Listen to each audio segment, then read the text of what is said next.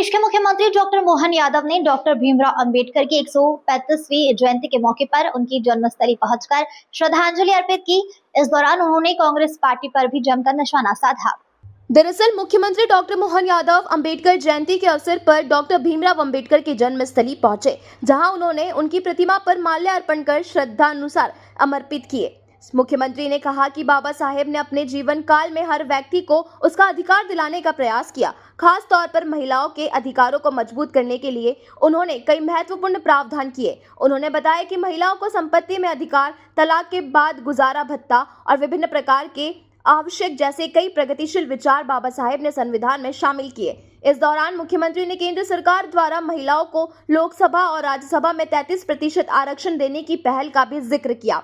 वहीं कांग्रेस पर हमला बोलते हुए मुख्यमंत्री डॉक्टर मोहन यादव ने कहा कि कांग्रेस ने बाबा साहेब को लोकसभा तक पहुंचने से रोका और उनके साथ कदम कदम पर अन्याय किया। उन्होंने कहा कि बाबा साहेब की आत्मा कांग्रेस को कभी माफ नहीं करेगी। मुख्यमंत्री ने अंत में बाबा साहेब को नमन करते हुए उनके विचारों को आत्मसात करने की अपील की। मैं आपको भाग्यशाली मानता हूं। सरकार के मुखिया होने के नाते से डॉक्टर भीमराव अंबेडकर भारत रत्न के जन्म स्थान पर आना ये अपने आप सौभाग्य की बात है और हमें इस बात का भी गर्व है। डॉक्टर भीमराव अंबेडकर ने जीवन भर जिन बातों को लेकर के अपनी यात्रा प्रारंभ की, आज़ादी के पहले देश के अंदर सामाजिक समरसता को लेकर के हमारे दलित पिछड़े वर्गों को उनके अधिकारों को लेकर जिस प्रकार से लड़ाई लड़ी और उसका परिणाम आया कि आज़ादी के बाद संविधान के माध्यम से सभी वर्गों को समान रूप से लेकर चलने के लिए वो अमर ग्रंथ की रचना डॉक्टर भीमराव अंबेडकर की अध्यक्षता में हुई और भारत ने वो संविधान को अपनाया।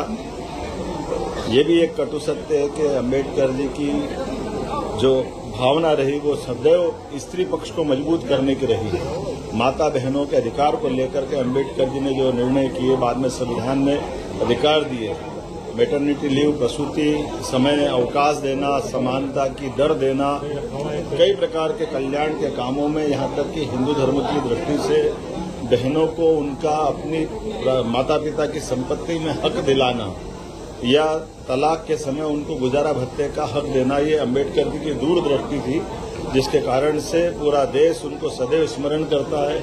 मुझे गर्व है आज के समय में अंबेडकर जी की भाव को आगे बढ़ाते हुए माननीय प्रधानमंत्री श्रीमान नरेंद्र मोदी जी अब उसी भाव के आधार पर 33% का आरक्षण देकर के बहनों को उनका लोकसभा विधानसभा में भी संवैधानिक दायित्व का निर्णय देकर के एक तरह से लोकसभा विधानसभा में पर्याप्त प्रतिनिधित्व देने जा रहे हैं। 21 शताब्दी का यह सबसे बड़ा निर्णय अंबेडकर जी की जयंती के जोड़कर देखा जाना चाहिए। मैं अंबेडकर जी के उस पूरे जीवन के प्रत्येक क्षण में जिसमें उन्होंने भारत माता की आराधना करते हुए जिस प्रकार से पूरे समाज को आगे बढ़ने का रास्ता दिखाया, हम उनकी जयंती के अवसर पर उनको स्मरण करें। और कांग्रेस के लोगों से भी कहना चाहूंगा कि कांग्रेस पश्चाताप करे। कांग्रेस ने उनको लोकसभा में चुनाव लड़के जीतने नहीं जाने दिया। कांग्रेस ने कदम कदम पर बाबा साहब अंबेडकर के साथ जो छल किया, बाबा साहब की आत्मा कभी कांग्रेस के लोगों को माफ नहीं करेगी। इंदौर से नेशनल टाइम की रिपोर्ट।